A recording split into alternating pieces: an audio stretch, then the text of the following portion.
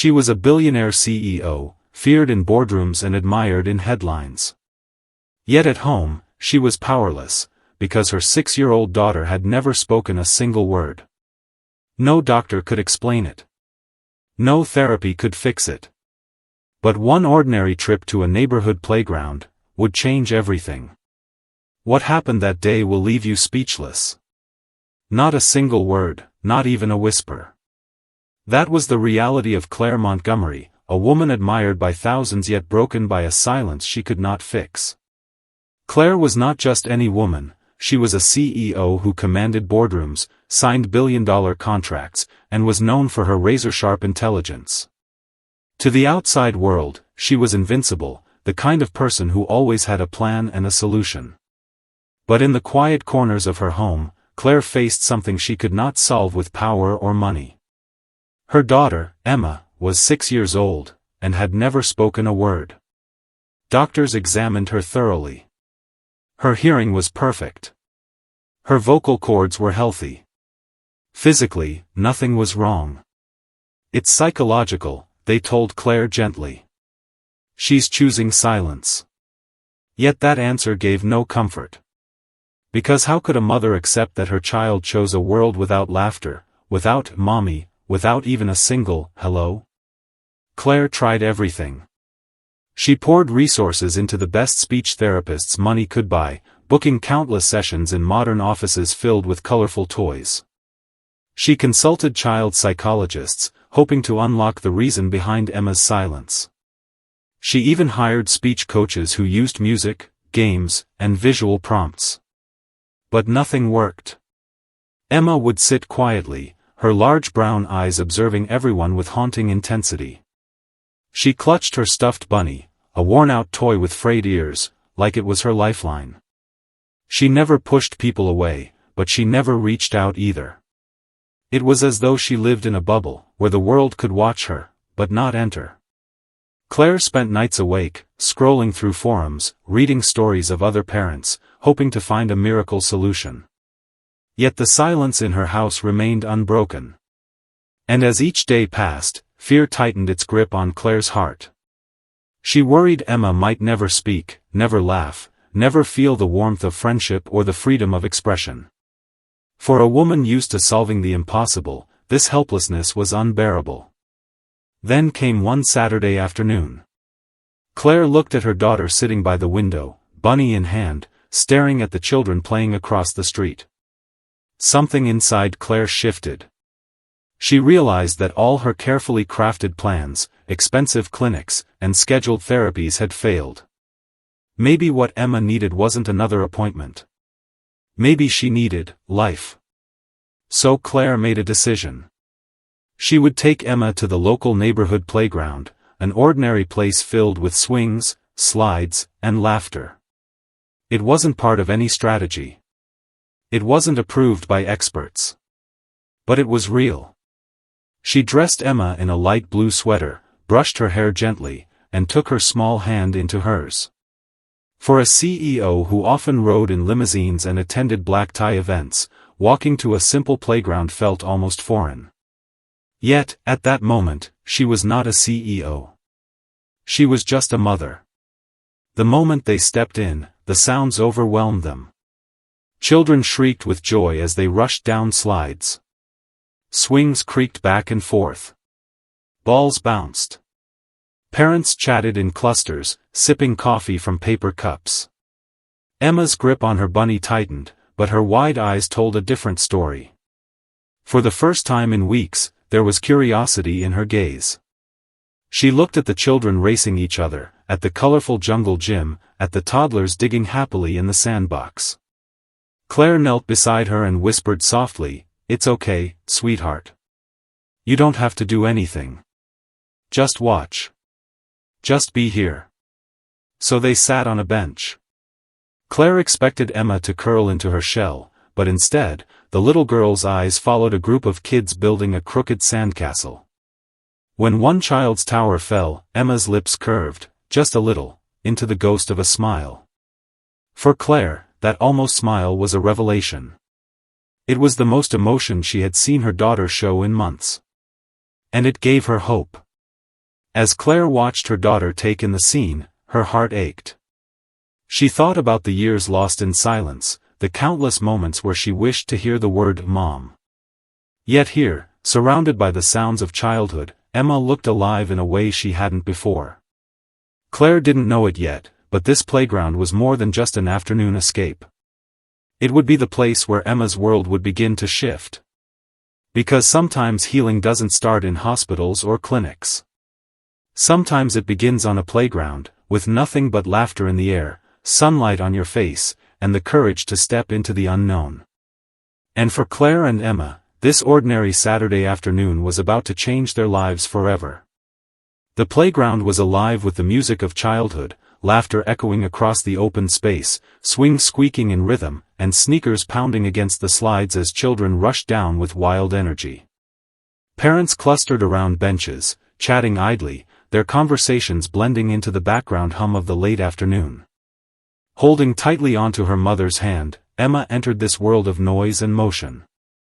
Her eyes widened, taking everything in, the spinning merry-go-round, the shouts of "Tag, you're it." But her lips remained sealed, pressed together in that familiar silence. Beside her, Claire gave her daughter's small hand an encouraging squeeze. She wanted Emma to see joy, to feel the pulse of life all around her, even if she didn't join in. But Claire's heart was heavy with the fear that, once again, her daughter would retreat into her quiet world. And then, someone unexpected appeared. On the far side of the playground, a tall man stood by the swings. His posture was strong, his hands steady as he gently pushed a little boy forward and back. Every time the boy swung higher, the man laughed and clapped. His voice was warm, deep, and filled with genuine pride. His name was Marcus. Marcus was a single father, a man who worked long hours as a mechanic, often coming home with grease-stained hands and aching muscles. Life wasn't easy for him, but when it came to his son, Jaden, he was always present. No phone distractions, no half-hearted nods. Just full attention. Marcus crouched low when Jaden shouted, cheered when he climbed, and clapped when he laughed. He was both father and best friend, protector and encourager. Claire, watching from a distance, couldn't help but notice.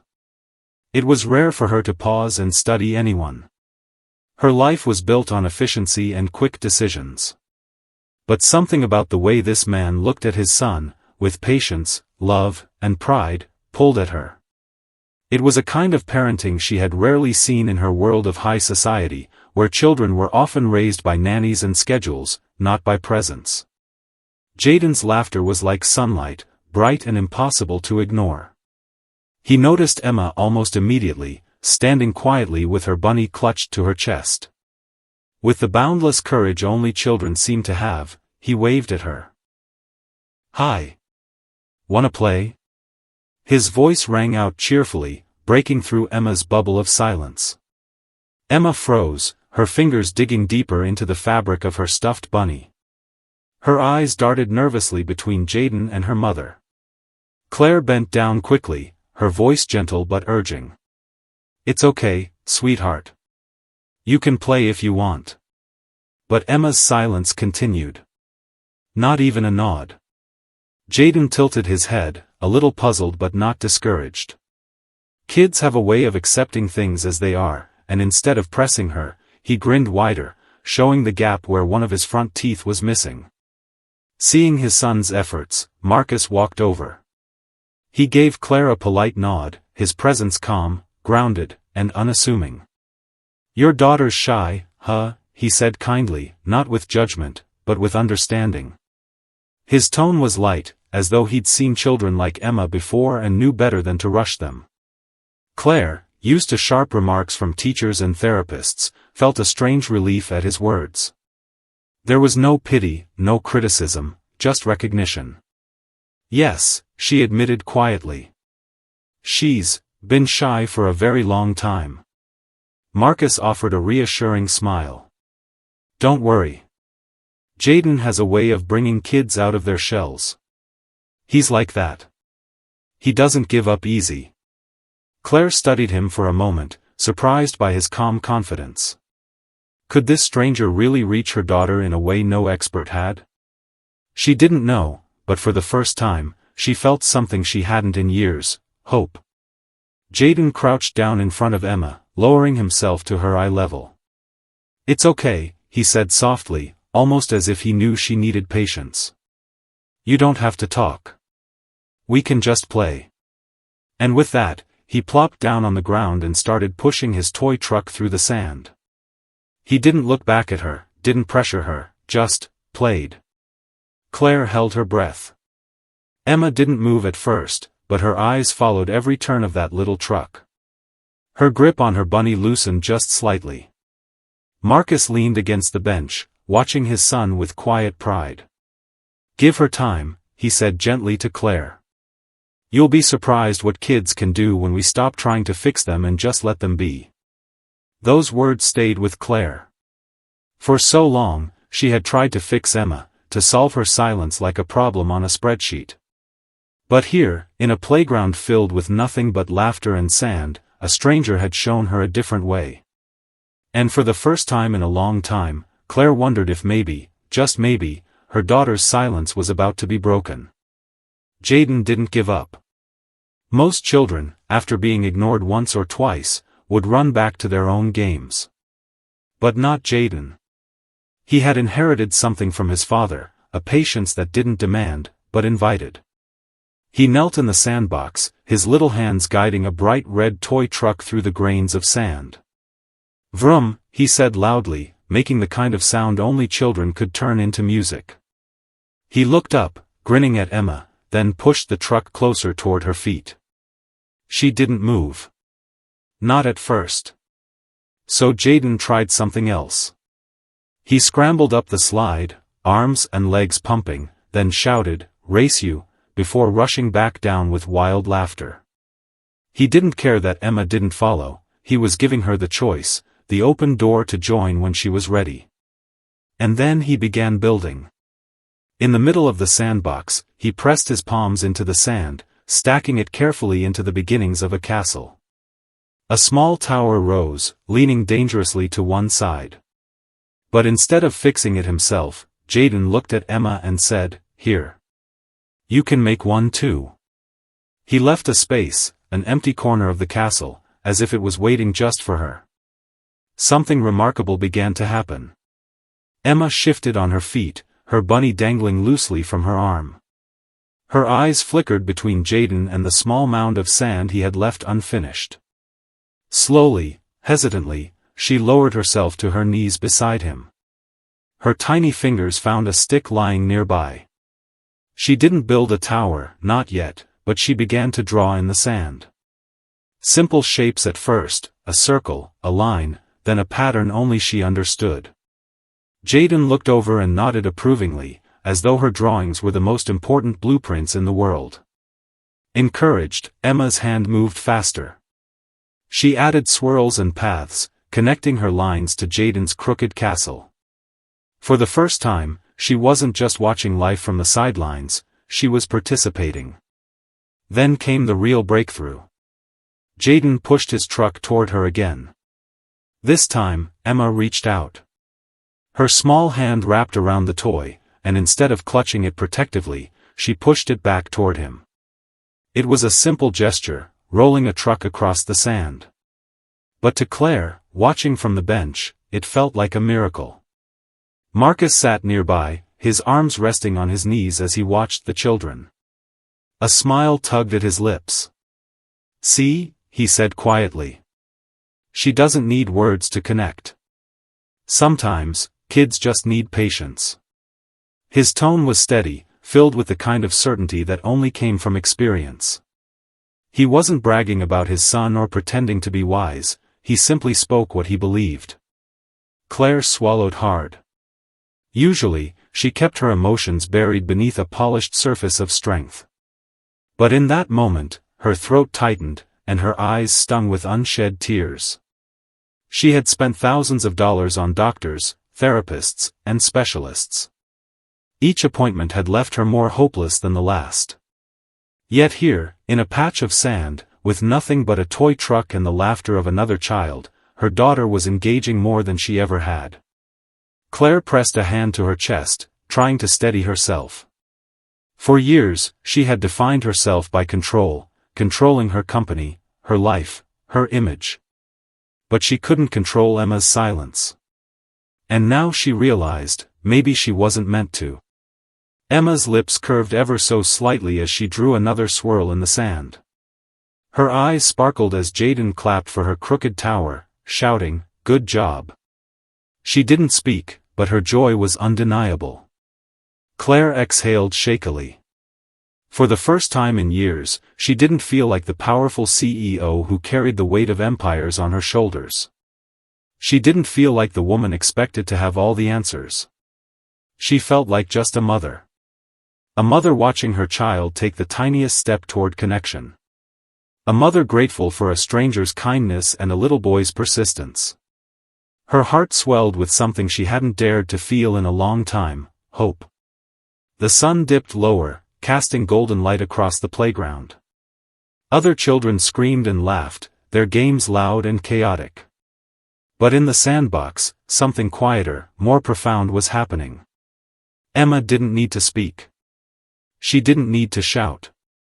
With each line she drew in the sand, each push of the toy truck, she was whispering something deeper: I want to belong. I want to try. Marcus glanced at Claire and caught her expression, the glimmer of tears, the trembling smile. He didn't say anything more. He didn't need to. Because sometimes, miracles don't come with fireworks or grand gestures. Sometimes, they come in silence. And in that silence, Claire realized her daughter was finally beginning to come alive. The sun dipped lower, stretching long golden rays across the playground. Shadows grew softer, the air cooler, and the joyful noise of children began to mellow into the gentle hum of an evening winding down. In the middle of the sandbox, Jaden tugged lightly on Emma's sleeve. His eyes sparkled with determination, his grin wide and fearless. "Come on," he said brightly, his voice carrying the confidence only children possessed. "Say it. Just one word. You can do it." His tone wasn't demanding, it was playful, teasing, filled with the kind of encouragement that felt more like a game than a challenge. Emma froze, gripping her worn-out bunny so tightly her knuckles turned white. Her lips pressed shut, the weight of silence heavy on her tiny shoulders. She shook her head firmly, her eyes wide with both fear and longing. But Jaden didn't back down. Instead, he leaned closer, smiling mischievously, as if he knew a secret. "If you say something, anything, I'll let you drive my truck." Marcus, watching from the bench, chuckled warmly. "That's a big deal," he told Claire. "He never shares that truck." And Claire believed it. From the way Jaden clutched that toy earlier, it was clearly his most treasured possession. Offering it wasn't just generosity, it was trust. Claire's heart began to race. She didn't want to pressure Emma, didn't want to ruin the fragile connection blossoming before her eyes. But she could see it, the storm inside her daughter. The yearning to respond. The fear of failing. The battle between silence and courage. Her chest tightened. She held her breath. This moment could slip away like so many others, or it could be the one they had prayed for. And then, it happened. A sound so soft, so fragile, it was almost swallowed by the evening air. Emma's lips parted, trembling, and the faintest whisper slipped out. "TR, truck." Time stopped. Claire's eyes widened, her body frozen as if afraid the moment might shatter if she even blinked. 6 years of silence, 6 years of longing, 6 years of sleepless nights and unanswered prayers, and then, just like that, her daughter's voice filled the world. Marcus's jaw dropped, his calm composure breaking into stunned amazement. And Jaden? His face lit up like the sun. He clapped his small hands together and shouted with delight, "She did it. She said it. You said truck." Emma looked startled, almost frightened by the sound of her own voice. She blinked, clutching her bunny, as though wondering if anyone else had heard it. But when she saw everyone's reaction, Jaden's joyous clapping, Marcus's stunned smile, and her mother's tear-filled eyes, something inside her shifted. Her lips curled into the smallest of smiles, and then it happened, something even more unexpected. She laughed. It was a light, airy sound, unsteady at first, as though she wasn't sure how to release it. But soon, it grew, a laugh that carried innocence, joy, and freedom. Claire pressed both hands over her mouth, tears spilling down her cheeks. She had imagined this moment for years, dreamed of hearing her daughter's voice, but never could she have prepared for how beautiful it would be. Claire knelt down in the sand, unable to stop herself from pulling Emma into her arms. She kissed her daughter's head, whispering through tears, "You did it, sweetheart. You did it." Emma didn't resist. She leaned into her mother's embrace, her bunny squished between them, her little body trembling not from fear, but from release. Marcus's deep voice broke the silence. "I think you just witnessed a miracle," he said softly, his eyes warm with admiration. Claire looked up at him, her tears blurring the edges of the world. "You don't understand," she whispered. "She's never spoken. Not once." Marcus nodded slowly, his smile filled with quiet respect. "And yet, she just did." Jaden placed his toy truck gently into Emma's lap. "You earned it," he said with a proud grin. "It's yours to drive." Emma looked down at the truck, her little fingers brushing over its worn paint. Her smile grew wider, her eyes sparkling with something new, confidence. And as Claire watched her daughter clutch the toy, she realized something profound. This wasn't just a word. It wasn't just truck. It was a beginning. A doorway opening into a future she had feared would never come. A signal that Emma's silence no longer owned her, that her voice, however soft, had finally broken through. For Claire, it was the sweetest sound she had ever heard. And in that golden evening light, surrounded by laughter, tears, and hope, she knew her life, and Emma's, had just changed forever. That day at the playground wasn't just a turning point for Emma, it was a turning point for Claire as well. For years, she had carried the weight of silence like a chain around her heart. She had tried to buy answers, scheduling endless appointments with experts, filling notebooks with diagnoses and treatment plans. But in that moment, on a simple bench by a sandbox, she realized something profound: healing doesn't always come from professionals or programs.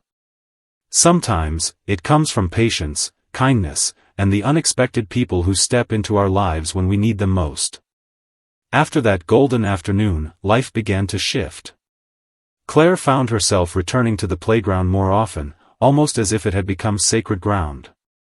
She and Emma would arrive, and without fail, Jaden would come running, his smile wide, his energy unstoppable. "Emma," he'd call out, his voice filled with the excitement of friendship. And Emma, once frozen in silence, would smile back, her eyes shining. Bit by bit, word by word, her voice began to grow. Not in great floods, but in trickles: truck, sand, play. Each small step was a victory, each sound a melody.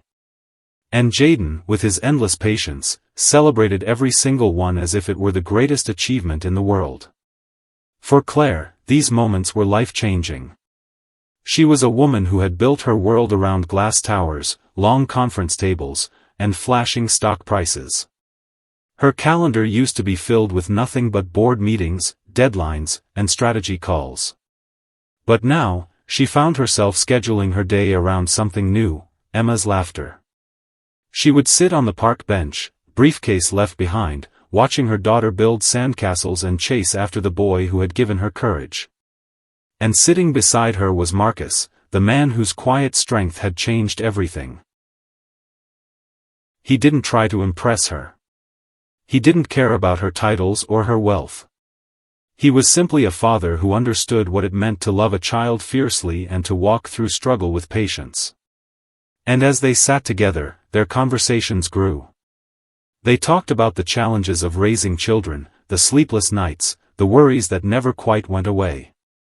Claire laughed more in those weeks than she had in years, not the polite laughter of business dinners, but the deep, genuine kind that comes from feeling understood. Emma wasn't just speaking now, she was blossoming. She discovered her giggle, light and airy, often bubbling out whenever Jaden made a funny face or showed her a silly dance. She discovered the thrill of running, shouting out small words as she played tag. And she discovered that her voice, once locked away, could be powerful. At home, Claire began hearing soft goodnight whispers, timid requests for water, and eventually, one evening that nearly broke her heart, a quiet, trembling "Mommy." The word was imperfect, halting, but it was there. And when Claire heard it, she wept, pulling her daughter close, whispering back, "Yes, sweetheart. I'm here. I'll always be here." Every time Emma laughed, every time her small voice filled the air, Claire remembered the moment it had all begun. Not in a hospital. Not in a therapist's office. Not in some expensive treatment program. But in a playground, under the soft glow of the setting sun, with sand beneath their feet and the sound of children all around. It had happened because of a boy who refused to give up, and a father whose faith in patience was stronger than any expert's advice. It had happened because sometimes, the right people enter our lives not by accident, but by something greater, something meant to remind us of the miracles hidden in ordinary days. Claire often thought about how different her life had become. She was still a CEO, still powerful, still respected in her world. But none of those things mattered in the quiet moments at the playground. What mattered was watching Emma climb the slide with Jaden by her side. What mattered was hearing her daughter's laughter ripple through the air. What mattered was sitting next to Marcus, knowing that she wasn't alone anymore, not in parenthood, and not in life.